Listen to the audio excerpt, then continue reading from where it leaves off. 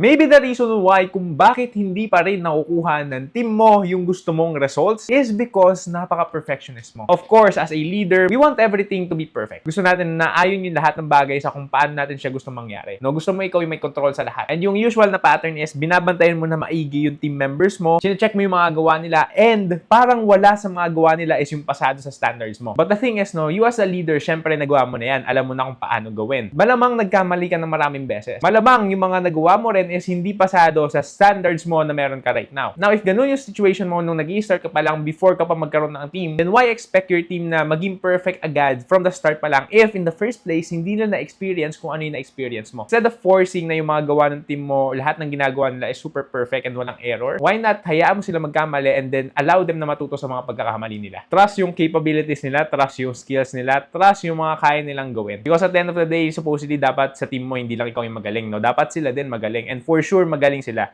They just need the opportunity na magkamali and then bounce back from those mistakes. Trust your team, believe in their capabilities, magaling din sila katulad mo as their leader.